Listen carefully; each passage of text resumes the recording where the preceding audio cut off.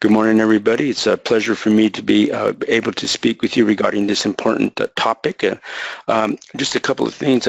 It's a little odd for me to be doing this webinar. It's the first time I've done one. I'm really excited. Generally, I meet with a bunch of folks out in the middle of a field somewhere, so it's a real pleasure to be able to spend some time with you this morning. So we're going to talk about a topic that is dear to us and we think a lot about. And we want you guys to know what you need to know to prevent heat illness. That's the name of our presentation. The goal is that when you, the takeaway is that you'll have some ideas, some things that you can do to help make your work environment for your employees safer and to make heat illness something that's not a big risk for you. So what you'll learn: how to increase awareness of heat illness among your employees, management team, and owners of the organization. How to prevent heat illness is another important thing that we're goal. We want to make sure that this is an illness. It is preventable. We want to make sure that we keep people from getting sick. Actionable safety tips. We want some simple things that should come to mind for everybody as soon as the weather starts heating up. Really funny, over the weekend, we kind of had our first little mini heat wave here in the LA Ventura southern coast SoCal area, and it went from the cool nights in the 50s to all of a sudden a 90 in the days in the middle of the day. So real quick change, and so people need to think about some action safety tips that they can do. So we're going to talk about that as well. We're going to talk about some of the regulatory language that's contained, some things that you need to think about. Our agenda is to describe what is outdoor heat illness, some of the things that all employers and all organizations need to know about and think about. Regulations and consequences of those regulations. So everybody wants to comply with the Cal OSHA regulations, or the Fed, or whatever state you're in. Everybody wants to comply with the regulations, but you have to know what the regulations are in order to comply. So we'll talk a little bit about that. And then the 10 steps. And I think those, if you were to take some notes, I encourage you to take some notes, because the 10 steps will give some things to think about and build upon, so you can have a real effective heat illness prevention program. We're also going to talk about what to do in high heat conditions when the weather starts heating up. It starts to be 95, 100 degrees out there. Some things that you as an organization should react.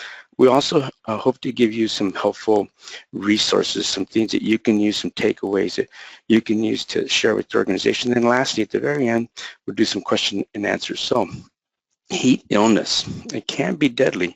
In 2014 alone, 2,630 workers suffered from heat illness, and 18 unfortunately died from heat stroke related causes on the job. And this is a heat illness and deaths are preventable, and this is according to the Federal Occupational Safety and Health Administration. So again, it does happen. People do get sick, and it's just not always. We like here in California, where I'm from, we like to think that ag is the big exposure, but it could happen in construction. It can happen in any. I've even heard cases of land surveyors, pool plasters. It can happen to anyone. So companies, all companies. Sometimes I wonder about those poor kids that I see on the street corners that are, dancing around and trying to wave people into fast food organizations or to model home sales, that kind of stuff. And sometimes I notice that they don't have any shade, and they're hot, and they're in hot suits, and they're not protected. So I think this is something that can affect a lot of people, and heat illness can be deadly, and people need to know about it. If you look at the chart here, it tells us that heat stroke and illness deaths, what the pattern has been. And we saw a peak in 1980. Back then, federal OSHA only started in 1970, so this is only 10 years after the implementation of the federal OSHA standards. And so you can see that it was a high peak there, and then it dropped down somewhat in the 1985. And then if you go kind of advance to the year, the new generational here, 2000 plus, then we can see in this century that we had a spike of it in the year 2005, and that's in California when we started our first heat illness regulation known as Title 8 General Industry Safety Order 3395. That was the first regulation that kind of implemented, and that was the first attempt to address the issue of heat deaths in the country. And at that point, we had almost 3.2, right around there, deaths per million people from heat illness. So you can see that we did some education, and it kind of came down a little bit between 2005, 2007, 8, and then those numbers dropped. but then again, we saw another spike going back up. You know, it's kind of human nature. We get used to something. We think, oh, we've improved the problem, we've solved the problem, and then we stop to pay attention to it, and then it starts to occur again. So something to think about. But heat illness deaths, it can be deadly, and it's something that we need to talk about. What exactly is outdoor heat illness? So let's talk about that. What happens when people are outdoor working? They can become sick. And a lot of people don't. They like to think that they're Superman, you know, but it can and does happen to everyone. Excessive sweating. What happens is that people they're working, they begin to perspire a lot, and what happens is that they become dehydrated. The body, of course, when our body becomes dehydrated, there's a physiological response to heat, and that is that the body begins to lose its ability to cool. It causes an increased blood flow to the skin, causes decrease in organ function. You know, so the body begins to suffer. Can lead to heat cramps, heat exhaustion, heat stroke. And so some simple things that I like to point out when I'm out there working with the harvest crews or meeting with them, and it's not just harvest crews, my construction companies as well. You know, I talk to them about the initial symptoms. What are the initial symptoms of heat illness? It can be fatigue. You know, I like to tease folks. I read a study recently that 38% of Americans do not get enough sleep, and maybe fatigue might be a factor in that, but I always point out, hey, make sure you get plenty of sleep. That's a factor. But if you start sweating a lot, you start having headaches, cramps, anything like that, feeling a little dizzy, your blood pressure starts to go up, high blood pressure, those are the initial symptoms that we start to see. If we don't address those can lead into, again, a more serious thing, heat stress, excessive loss of electrolytes, painful cramps, or early warning signs, or some of the early morning signs that we may see. Usually would start in the legs, you know, or abdomen. So we start to see people suffering cramps, feeling uncomfortable. So what do? Simply put, stop what you're doing. Stop the activity, you know. Stop activity, hydrate, and rest in a cool place. And that's the main thing here in California, what we try to focus on. We tell people to, you know, if you're starting to feel the heat stress at 85 or degrees or above, you start to make sure that you get people in out of the heat. And so, pardon me, I think it's my bad, 80 degrees or above, you start to make sure that you are providing plenty of shade for employees. You make sure that you get the employees to stop for a few minutes and make sure that they drink plenty of water. So again, stop the activity, hydrate, get medical attention if the condition persists. So those are some things that we want to make sure that employees are aware of and that they're doing. In addition to that, if heat illness at the initial symptoms that they're not taken care of and they're not addressed, it can lead to a more serious condition known as heat exhaustion, all right, which is water depletion, excessive thirst, weakness, headaches, loss of consciousness. The salt depletion begins to show up in nausea, vomiting, muscle cramps, dizziness. So again, the main key is to stop the activity and seek treatment immediately. So those are some things that we want to make sure that all employees are aware of, and that companies are aware of, and they discuss with their employees on a regular basis. So heat stroke is the one that we're trying to prevent here. I mean, we're trying to prevent it all, but the most important one is the heat stroke, because this one is the one that can lead to death. Cooling mechanism shuts down. You know, what happens is that the body is fluid becomes scarce within the body, and the body begins to stop perspiring, and the cooling mechanism shuts down. And when we perspire, it's a way for us to cool off. It's a cooling mechanism, and so the body knows that it needs liquid to maintain itself, and the body cooling mechanism starts to shut down by stopping the sweating. And what happens is the person's skin becomes hot. Sometimes you can even touch them, you know, and you can see their body temperature, their core temperature has gone up. And this can be a serious condition. It can kill or cause brain damage. it's kind of one of the things that I keep in mind, because I'm in this category right here, targets people over 50, so people that are susceptible, people older, adults, young athletes that are over exercising, people with a few over pounds extra. And one of the ones that I'm really concerned about is disabled, because disabled adults or maybe even young children, a lot of times they don't remember to hydrate. So it's really important that if a caretaker, and I talk to this a lot with people that are taking care of disabled adults or people with academically challenged adults, we can say that way, and there's people with autism, conditions like that. I always encourage them to make sure your clients are drinking plenty of water. They'll forget. So again, heat stroke can target folks over 50, young athletes, obese folks, and disabled adults. So some things to think about. And heat stroke is, again,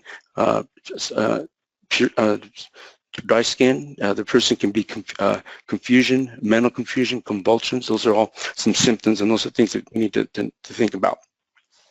Need to know the difference. Need to know the difference between heat illness and heat stroke. The first initial from heat exhaustion, it can be faint or dizziness. Can also lead to a throbbing headache. So that's something, another difference there. That I like this chart because it kind of makes sure that we gives us a visual. Excessive sweating. It's normal to sweat, but when we start to perspire too much, then we're losing too much liquid. That can lead to a situation where, again, we start to lose so much liquid that our body, our brain knows when we need to stop sweating to maintain liquid. But then what happens, a person stops perspiring and their core body temperature starts to rise. So that can be a really serious condition. Cool, pale, clammy skin on the heat exhaust side and again, if it's not addressed, if we don't get that person hydrated out of the direct sun and give them some rest, it can lead to a condition known as heat stroke, which could lead to body temperature above 130 degrees, red, hot, dry skin. Again, both of these conditions can have the symptoms of nausea and vomiting, which obviously you can imagine how uncomfortable and how awful that would be. Rapid weak pulse, in both conditions, on the heat exhaust, the person, their blood pressure starts to go down, and then when the body becomes to labor, the pulse becomes strong, because that means their heart rate has gone up. So a rapid, strong pulse, again, very serious conditions, we want to react. Muscle cramps on the left-hand side for heat exhaust, and then on the heat stroke side, may lose consciousness. And in both these conditions, I can't urge you enough to please call 911 and get help for your folks immediately, because nobody wants to have to deal with someone being gravely ill or affected from one of these heat illness preventions, heat illnesses that can be, pardon me for going back, but they can be prevented. I wanted to make sure that I went back and pointed out to this, that to me, the bottom line to this stuff is that all this stuff can be prevented. Keep the heat and keep cool outdoors. I also want to emphasize to you that we're going to be doing this presentation as well on Thursday, the May 4th at 11 a.m. California time. So we encourage you, if you have any Spanish-speaking supervisors, business owners, or crew foremen, or just folks that you want to know about this topic that are Spanish-speaking, I'll be more than happy. I'm happy and excited to provide this presentation in Spanish. So let's talk about the regulations and consequences of the regulations. So what is it that employers are required to do? Well, we all know that we're all required to provide in various different states and different jurisdictions. There's a thing known as the general duty clause. We have the general duty to provide a safe and healthful work environment to our employers. So any employer must provide a safe work environment, and that environment includes providing a workplace free from serious hazards. So what's a serious hazard? Well, it could be a guard off a machine, or it could be a hot day and no water or no shade. And that's specifically coming to our particular topic today, serious hazards from heat illness. What is it that the employers should be doing? We examine the workplace conditions. Yeah, we need to know that our employees are working in hot conditions, sometimes in remote areas, so we need to be able to provide a safe work environment. Examine the workplace conditions and think about, hey, if somebody gets sick, how am I going to get help for my employee? Establish and communicate procedures. So it does us no good to have a great heat illness prevention program that's up on the shelf if we're not living it and we're not implementing it, and it's not part of who we are and part of who our organization is. So I encourage you to establish and communicate your procedures. Make sure it's known by everybody. It's known by everybody. Make it part of your safety culture. One of the things I like to tell people, you know, when we see people in the morning, we say good morning, or if you see them in the afternoon, good afternoon. That's that. And why do we do that? It's part of our culture. It's the way we say hello, even to strangers. But our safety culture should be as well, that safety is important to us, and it's not just a sticker on our truck. It's something that we actually live and do. So establish and communicate those procedures by what? Living them and making sure that everybody knows about them. So ensure employees follow on safe health requirements. So the employer is required to do that. So some responsibilities. If you want to take notes, if you're a note taker, what are they? Provide a workplace free from serious hazards, examine workplace conditions, establish and communicate procedures, and ensure employees follow safe and helpful requirements. And so, again, we do this by what? Making sure that we're communicating and enforcing it, and employees are following our standard. Going on from there, some things that we want to do, provide safety training to all our employees in the language and vocabulary workers understand. So yeah, that's exactly it. You don't have to make a big production. It doesn't, have to be a 1 hour webinar or a 1 hour PowerPoint presentation. It can just be a few minutes of calling your employees together and going over this, but making sure that they understand and asking questions. So provide the training in a language the employees can understand. Adopt your injury illness prevention program. That's the key to all of this stuff. We work a lot with our policyholders to make sure that they're in compliance with their regulatory agencies, but not so much because we want to make sure they're in compliance. We want to make sure of that too, but we want to make sure that we're using our injury illness prevention program to prevent injuries. That's that injury illness prevention program. That's our roadmap to safety. That's our way of making sure that our employees are as safe as possible. So preventing heat illness and keeping employees safe is your responsibility, and the way to address that is to have your injury illness prevention program in place that includes heat illness prevention. And later at the very end of the presentation, I'll show you some resources that we make available to our policyholders as well as to the general public for developing and implementing a heat illness prevention program. Consequences. So I had misspoke a little sooner. I had to correct myself. The regulations used to say 85 degrees, but they changed them back in May of 2015, so it kind of slipped my mind. So outdoor temperature, whenever the outdoor temperature is above 85 degrees Fahrenheit, if any of the required elements are not present, you risk a serious citation. So what is it that we need to do? We need to make sure our employees and supervisors are trained, and what does that mean? I like to tell my policyholders when I meet with them to say, an oral contract is not worth the paper it's written on. So you have to do the training, and you got to document and make sure that everybody understands the training. So there should be trained employees that employees and supervisors should be trained. That documenting should be that training should be documented. Emergency response procedures should be in place. Everybody should know what to do. Employers should make sure that the employees are drinking plenty of drinking water. There's plenty of water available at no cost, and that shade is available. So at 80 degrees or above, if you want to avoid risking a serious citation, what should you do? Make sure your employees are trained and that training is documented. Make sure you have established emergency response procedures. Make sure that there's plenty of drinking water on the job site or the location, and make shade available. There's a bad thing that can happen to policyholders and to employers. Nobody wants it to happen. That's an order prohibiting use. It's a little misspelled, right? It says us, but it's an order prohibiting use, and that can be issued when the temperature is above 95 degrees. Okay, if water, shade, training, or emergency response procedures are not in place, and you're not able to prove that you have those things, and that's pretty straightforward. Either you have water or you don't, you have shade or you don't. The compliance person may ask your employees about their training, or what should you be doing, and if they're not able to answer those questions appropriately, or they don't understand them, then you might be considered to not be in compliance with the regulations. So that's if the temperature is above 80 degrees and there's no critical factor, and there is a critical factor putting employees in a danger. Just say that you're at 80 degrees, but you're right next to a foundry or something that's really hot, or so a source of heat. In either event, you could still be cited. So that an order prohibiting use is a serious thing that could happen, and we all want to try to avoid that.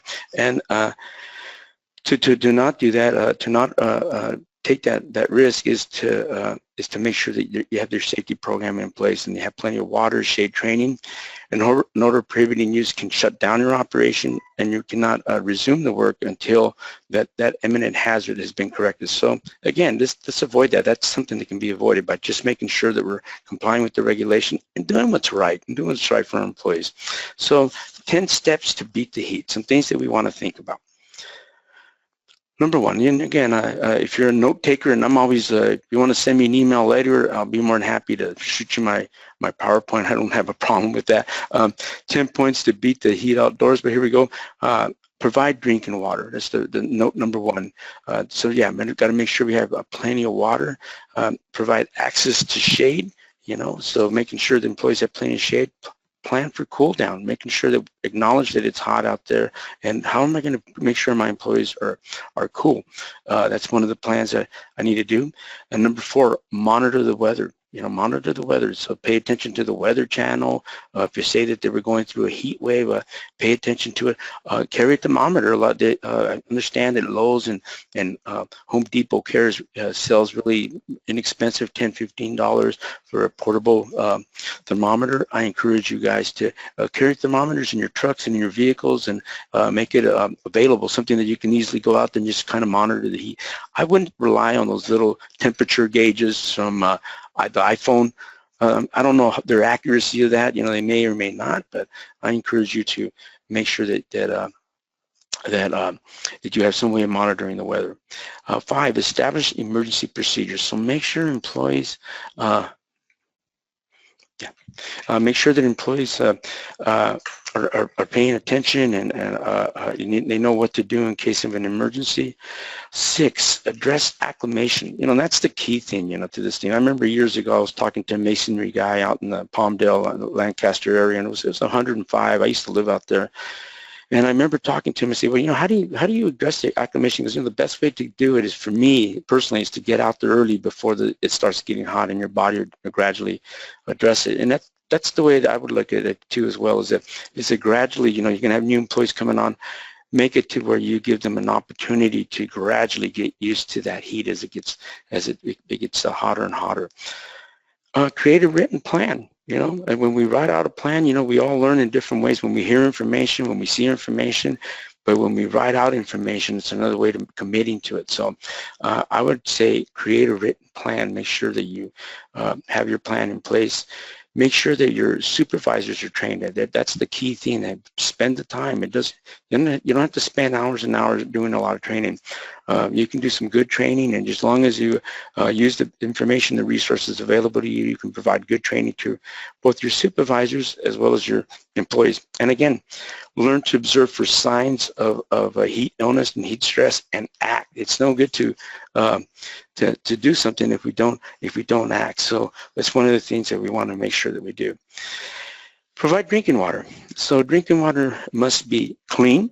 Must be clean. I like to go out sometimes. I'll look at the containers.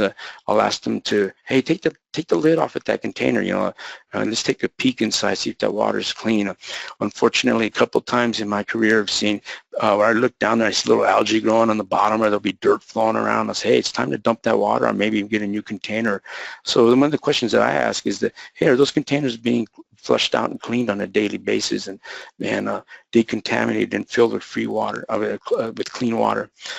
The water should be free to employees, obviously. Shouldn't charge for water, so the water needs to be free to employees, no charge. Not refilled from non-potable sources. For example, I once had a policyholder, and they had a beautiful property, and they had a nice stream running through picturesque stream running through the property. And they asked me, hey, Jose, is it okay if we fill up from this stream?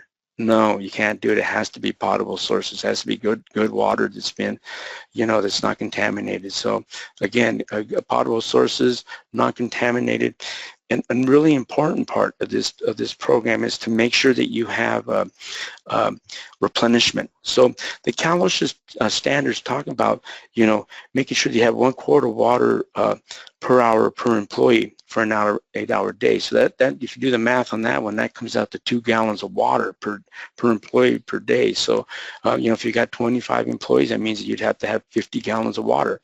Now, a lot of people say, well, that makes it a little tough for us. I say, well, you can start out with less, but you got to have a plan, midday, written plan, how you're going to replenish that water. That's a big key. Again, and another thing is to locate that water as close to employees as possible. So the water has to provide free drinking water. Locate the water as close as possible to the job site as possible. Move the water with the employees. So they should move the water with the employees. Keep the water readily accessible. Some of the things that we want to make sure that it's readily accessible. So on the harvest crews, again, that's the one that I see the most. I remind employers that, hey, if the harvest crew is moving along as they're harvesting, it's a really good idea that if you have a harvest machine, to have that water mounted on the harvest machine. Sometimes what they'll do is that they'll have the drinking water at the portable restrooms. Well, if that crew is moving down that field and now they're a quarter mile away, that's not going to be adequate. You need to keep that water right where those employees are at. So move the water with the workers. That's one of the things that I would recommend that you do. Encourage frequent drinking of water. So, remind employees, to drink a lot of water. So employees that should be drinking at least, what we call 8 ounces of water every 15 minutes, So during the day, so encourage them to drink plenty of water. Remind them, hey, you should never feel thirsty. So if employees are feeling thirsty, that's not a good thing. So remind employees they should not wait until they feel thirsty to start to drink water. That's one of the really key things that we want to think about. So we got. I think right now might be a good time for one of our first poll questions. And Gio, do you want to go ahead and read the poll question for potable water? Yeah, sure. Thanks, Jose. Ladies and gentlemen, we do have a polling question on the screen right now, so please go ahead and cast your vote. The question is, potable drinking water must be available to employees at no cost. What is the minimum amount of water required per employee? Please go ahead and cast your vote right now. All right, thank you for voting. We're going to go ahead and close it out, and we're going to go ahead and share the results here. So, Jose, are you able to see the results on your end?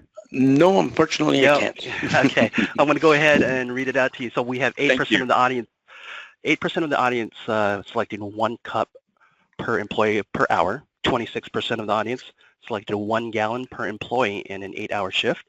36% selected 1 quart per employee per hour for the entire shift, and 31% free-flowing water with no minimums or maximums.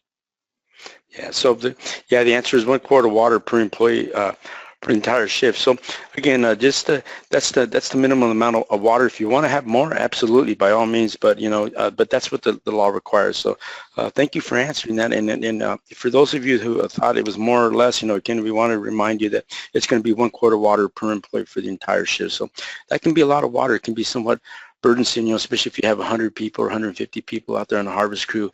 It's going to take some mathematics, and it's going to take some extra work on your part to make sure that you're providing that water. But that's what we want to do. We want to make sure that we're making a safe environment for our employees. Let's move on to the other important thing is access to shade. So 1 or more areas of shade at all times. That's one of the things that we want to make sure there's plenty of shade available for employees. When it's above 80 degrees, want to make sure that shade is available to employees. Locate the shade as close as possible to the work site. So again, that's another toughie one too. That's a tough one for an ag and some construction sites. As the work is progressing, sometimes it's going to be tough, but we want to make sure that shade is available. We all know that it's hot, it's warm, and I know the older I get, I need to get out of the direct light myself, and it really does help to have that little break right there. Must not cause exposure to another health or safety hazard. So if we put our shaded overhead shade in near a roadway or near falling debris or anything like that, and that's not going to be any good too. So sometimes we have to put some thought into this and some work, some extra hassle, but we need to comply that. We need to comply. One of the things that we're going to recommend is that the water be the shade. Pardon me. Shade be.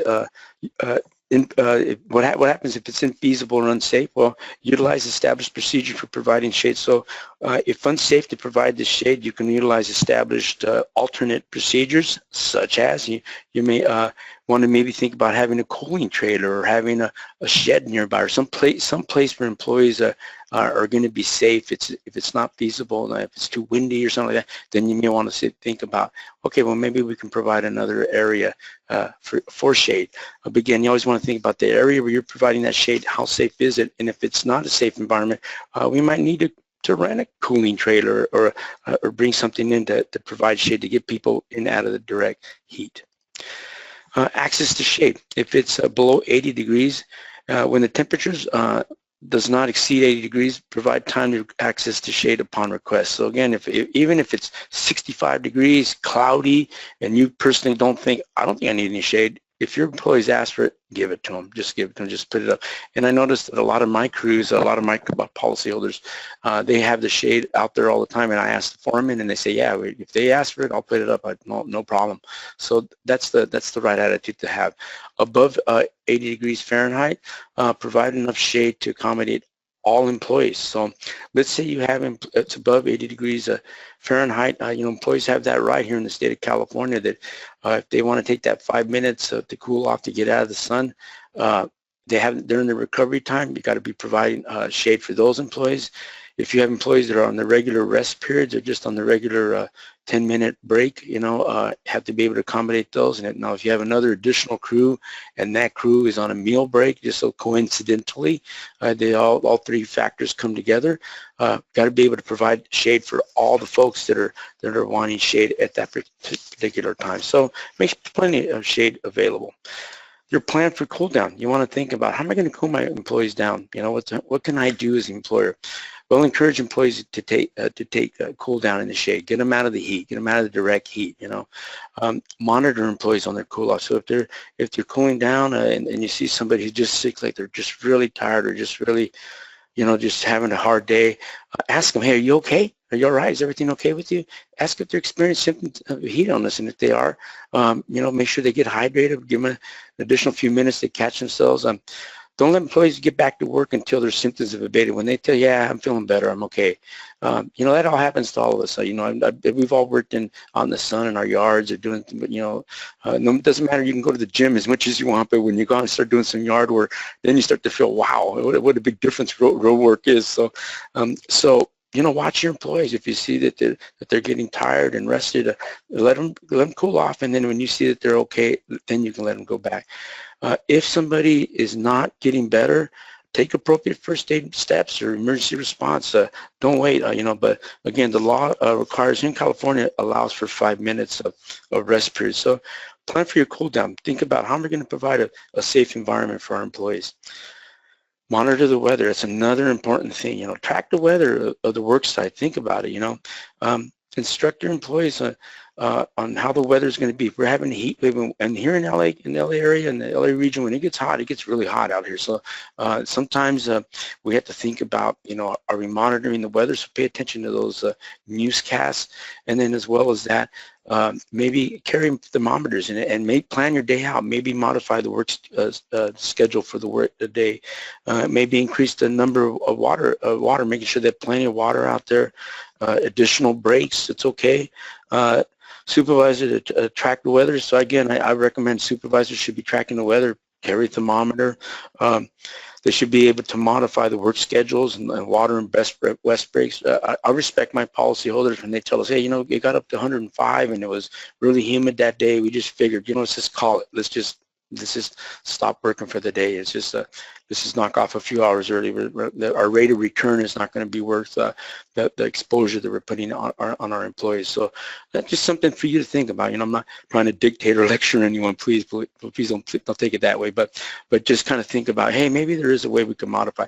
Or another idea in other parts of the country, I see that as soon as it's daylight, they might start to work at 5:30, 6 o'clock, whatever's safe, you know, and they might work from 6 until noontime, and then or maybe even take a couple hours break and then come back a couple hours. There's a way you can modify the work. Just kind of think about it. It's just something to consider.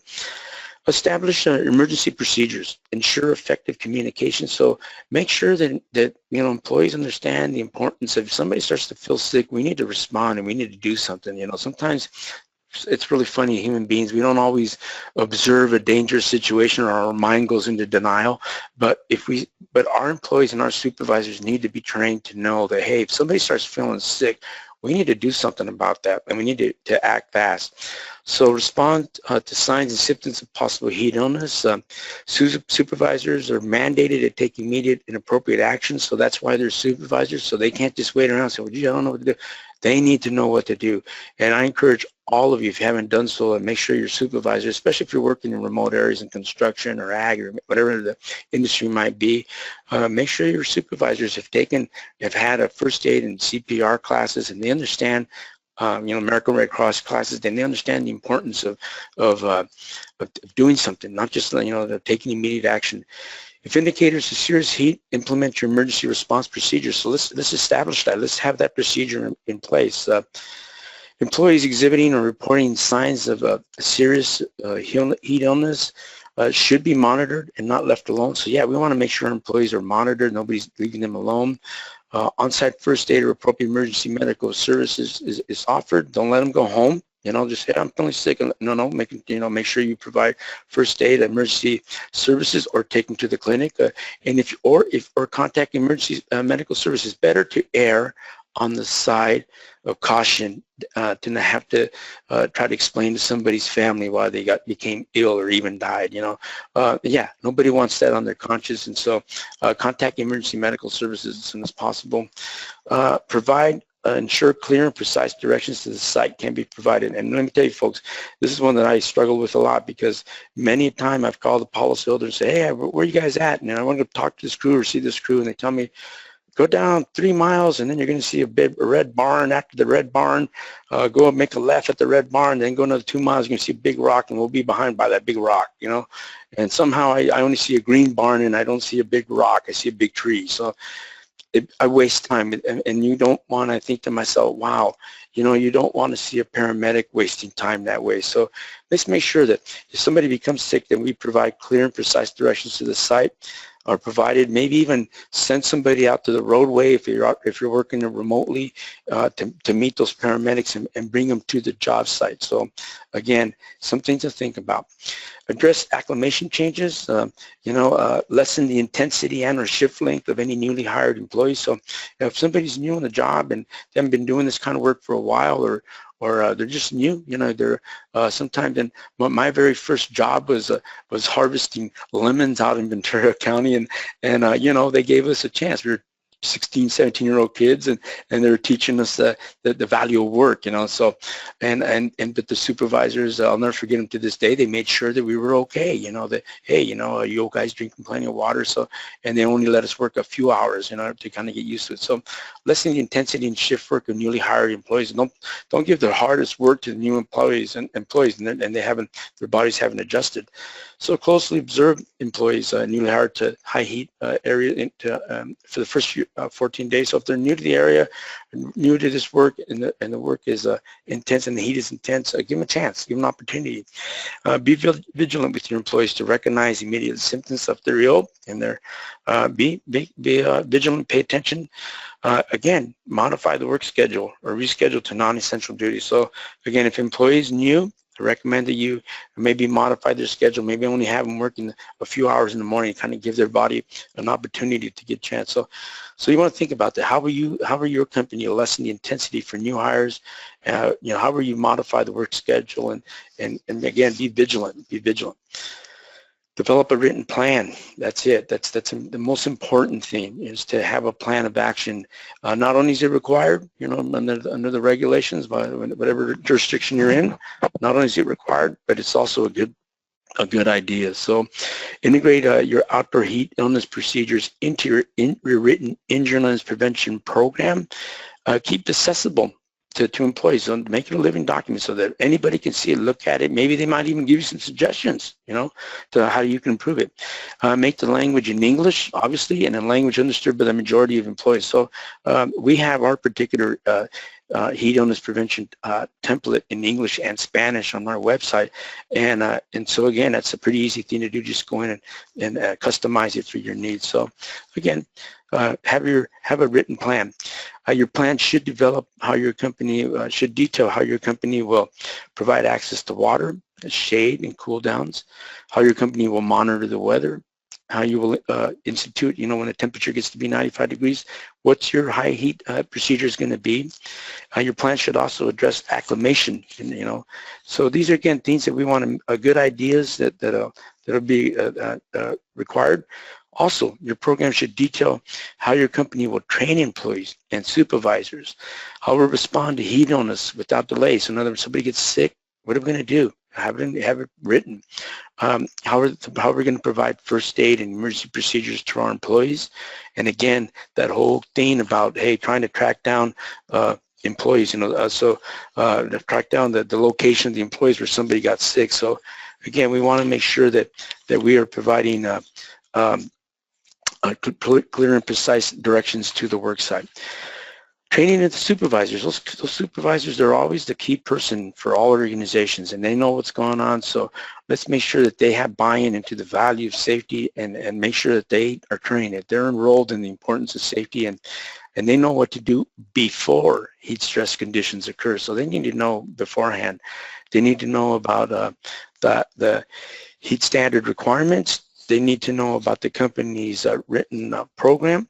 You know, that's one of the things they need to know the program like the back of their hand. They need to know how to monitor procedures, temperature. So I love when I ask a supervisor, so how do you monitor the heat conditions? They break out a thermometer, portable one, and say, look at this. And they go, oh, great, love it. You know, so yeah, make sure that they know how to monitor temperatures, how to respond to hot weather advisories. You know, that they have the owners okay. It's going to be hot tomorrow, so I might let my guys go home sooner, or I might call them in earlier, or I might adjust the production schedule, whatever. But make sure that the supervisors know what to do. How and when to implement the plan is an important role of the supervisor. How to recognize heat illness symptoms. Again, that the supervisors know about the symptoms themselves. Again, getting into the fatigue, the sweating, the excessive sweating, the headaches, the stomach aches, feeling dizzy, that they know those symptoms without, like, the back of their hand, what they should do if they suspect heat illness. So one of the things what the supervisors should do. And again, how to monitor the weather reports and respond. Train the employees. It's another key thing. And I encourage you to, you know, make sure that you provide initial training at the beginning of the season when the weather starts getting hot, providing the initial one. And again, like the Cal OSHA regulations and other jurisdictions regulations required at 95 degrees, provide a little reminder. So train employees for environmental and personal risk factors. So if a person has diabetes, for example, you know, they remind them, hey, make sure you're taking your you know, they just remind them about, hey, drink a lot of water. You may not ask them if they have diabetes, but maybe remind them that they should drink plenty of water for all employees. Add a burden of heat load on your body. Yeah. So your company's heat illness plan. So let's talk. Make sure you do that. Accessibility to water, rest, and first aid. So these are all things that should be covered with employees. Train employees on the importance of frequent and small quantities of water. Discourage the drinking of Cokes and you know, any of those caffeinated drinks because the diuretics, they make you lose liquid, so you want to discourage them from that. Okay, so so that's one of the things that we want to encourage you to do, and then for them to know the basics. Observe and act. Follow procedures. Again, let me sure. Yeah. I'm sorry, skip one real quick. The concept importance of acclimation, making sure employees understand acclimation, importance of immediately reporting signs to their supervisor, not to be shy about it, and responding to heat illness. Jumping ahead here, observe and act, follow procedures. Designated employees invoke emergency procedures. Make sure that they know what to do. Provide first aid. Stay with the worker. Provide contact 911, 911, and give supply directions to the facility. What to do in conditions of high heat? You know, just kind of talking on this one a little bit. High heat temperature specifically is there's industries that are covered: agriculture, construction, landscaping, oil and gas extraction, transportation. So let's make sure that those industries know that they have to be covered. High heat procedures, again, we need to hold a pre-shift meeting on prevention, give more frequent reminders to drink plenty of water. Again, reminding employees to try to avoid those caffeinated drinks. Observe employees for alertness and signs and symptoms of heat illness. Designate one or more employees to call for emergency services. And again, another thing here in California, supervisor's designee should only be responsible for 20 people or more or less. Again, you want to make sure that in high conditions, the heat conditions, you want to make sure you're paying close attention. So in agriculture employers here in the state of California, for temperatures 95 degrees or above, ensure employees will take a 10-minute cool down period every 2 hours. And then if they're working at 8th and a 10th hour, that they're taking 2 additional hours. So again, some things that we can think about. Okay. I want to share with you guys. I got one final bit for Giovanni. Any chance we could give them that last poll question, the true-false one? Sure thing, Jose. Hold on one second. Ladies and gentlemen, we do have one more polling question. An employee risks a citation if the outdoor temperature in the work area exceeds 80 degrees and drinking water isn't present. Go ahead and select true or false. And we got 80% of the audience voted. We're going to go ahead and close it out, and I'm going to go ahead and share the results. So Jose, 88% of the audience selected true, and we have 12% false. Okay, so at 80, just kind of keep in mind at 80 degrees or above, yeah, if the temperature, if you don't have water, shade, and rest breaks, yes, you do rest the citation. 95 degrees or above, we want to make sure that we have a buddy system, employees are working together, and that we're providing that extra 10-minute cool down period. So again, some things to think about. A good part at the beginning, I promised you some resources, and I just want to take a little bit of time to talk about that for a little bit. So ICW has some great safety and risk resources available to y'all, and I like the term y'all because it's a direct translation of ustedes in Spanish. So, there's great some resources we want to share with you, and this is open to the public. You can just do ICWgroup.com PC, and then find the safety and risk management information. And we do have the Beat the Heat page, and that talks about our webinar, and this webinar has been recorded, so there'll be a replay in about a week's time. It also has some audio interview and some resources that are available to you. There's also the Safety and Risk Management website. There's also the heat illness prevention plan. So there is a nice template in there that you can, English and Spanish, that you can use to develop a heat illness prevention program for your organization. There's also a training short to do it as a quick little safety talk with your employees. There's the Stay Cool flyer that you can post and put up. There's also the Know the Difference posters. So that's one of the things that we encourage you guys to communicate with your employees. There's also the agricultural safety poster as well. In addition to that, we like our friends at Cal OSHA. I have a couple of friends that are Cal OSHA people, and I constantly call them, and they call me, and we communicate. And only because we like to share information regarding how to make the work environment safer. And so we like to use we have a referral for the Outdoor in California Heat Illness page. So there's the great resources that Cal OSHA consultation makes available to employers, as well as a federal standard too. The federal OSHA also provides the quick card for protecting employers from heat. So that's also on our website and accessible. So we've come to the finale here near the end of our presentation. So we're able to answer any questions now that folks may have. Giovanni? Yeah, ladies and gentlemen, just as a reminder, you can type your questions in the questions pod located at the bottom of the panel. While you are typing your questions, there have been a few questions that are already typed in, and that's in regards to if there was a recording of this that's going to be available. Yes, so the registration page that you went to register for the webinar, very early next week, we're going to have a recording of these presentations available, as well as the podcasts and a lot of documents for you to download. You will also receive an email letting you know when that is available. Another question that came in, Jose, is a fire hydrant clean, potable water to drink to give employees on the workforce? No. No, I don't think that would be a good source of water. No, I do not. You know, yeah, just make water available. You know, there's a lot of different resources where you get good water, potable water. No, I would not go with a fire extinguisher. Okay. And we had someone asking about the name of the podcasts, and Jose, I believe the name of the podcast. One podcast was covering just access to water, and then the other one was access to shade, I believe. All right. Yes. Yeah, and then and this entire podcast will be Beat the Heat, and that'll be available next week, you said? So. Yep. Okay. Another question that came in. Tractor drivers who are working. Tractor drivers who are working at a job site by themselves, can they bring their own igloo with water and ice, or do we have to provide it for them? Yeah, you know, the regulation says the employer shall provide. So I wouldn't depend upon my employees because they might forget. So I would still make it available, and check that they're doing it. So your company policies, what I recommend is that you provide the igloo, and you make sure they're filling it. A lot of times they have their own because they carry their own water, and I've seen them do that.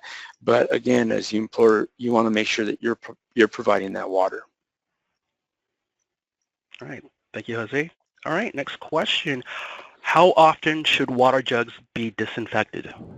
I would say, you know, rinsed out daily. You know, if you look at them, rinse them out, put fresh water in them every day. You know, I would say daily. That the best one. You know, that's what I would recommend. Okay. Just to make sure they're sanitary. All right. Let's see here. ICW postings and posters on the website, are they available in Spanish? Some are, and they're not. I believe that the Beat the Heat one is, and the agricultural one is.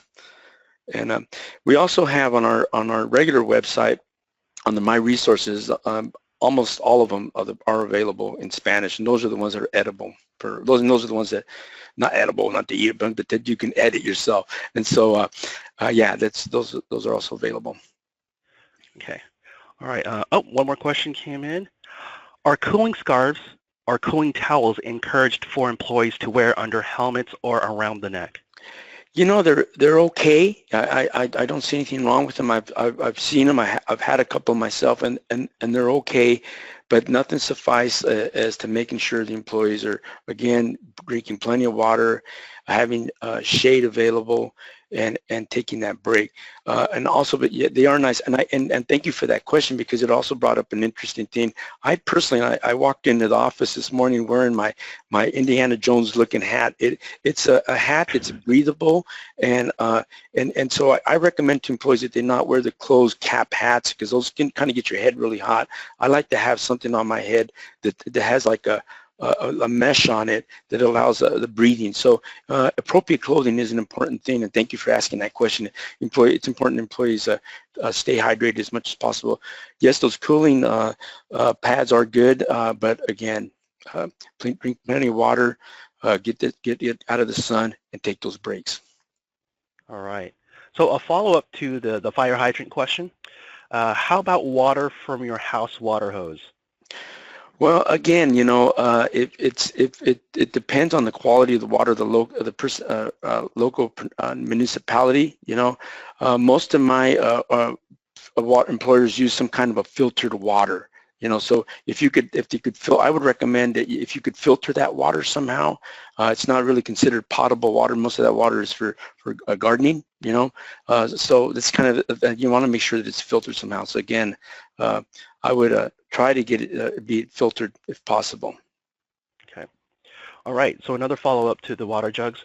So when we say water jugs, do we mean the large size to provide drinking water for the employees to fill their own water bottle? Yeah, I would make sure that, again, you don't want to use just a simple little like a 1 gallon or 2 gallon jug. It has to be something that the heat won't penetrate through. If you notice, most of the 5 gallon to 25 gallon water containers, are the igloo type, for example, they have insulation around them, and part of it is to protect it from direct sunlight to keep that water as cool as possible.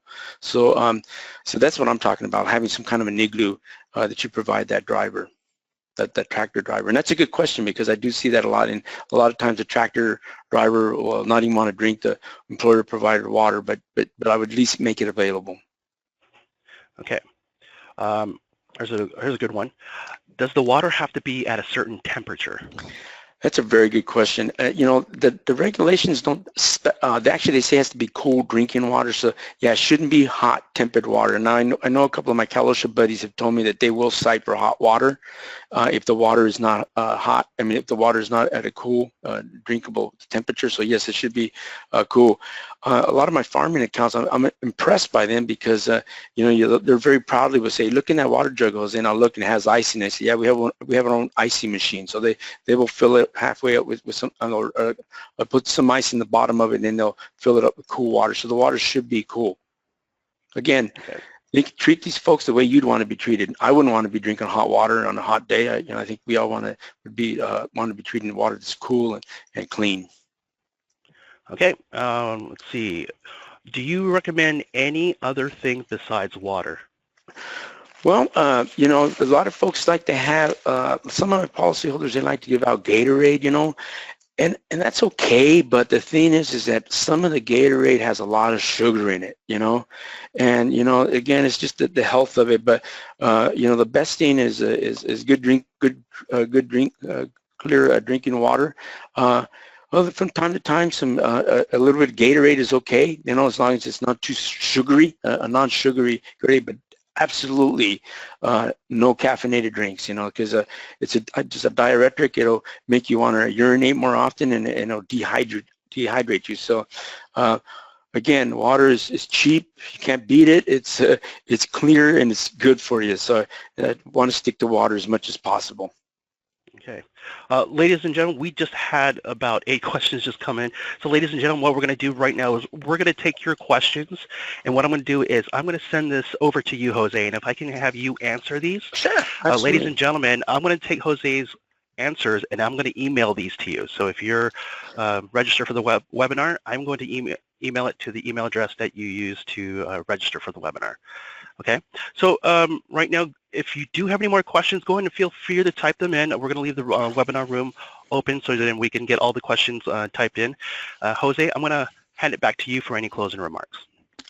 Well, I just want to thank you all for taking the time out of your busy day to attend and to participate. And mainly, I feel like I'm preaching to the choir by talking to you folks, because if you took the time to attend this webinar, that means that you care a lot about your employers and making providing a safe work environment. So I want to thank you for that. That means that you're part of the folks that are trying to do things right, correctly, and I thank you for that. Thank you very much. You folks like you keep me encouraged to keep doing what I do. Thanks a lot.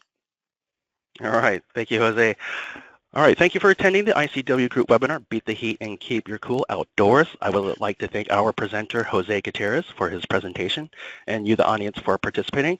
If you have not done so, please visit the event page to listen to the podcast, and then in a couple days, early next week, we'll have the recordings and documents available for download. This concludes today's webinar. Thank you, and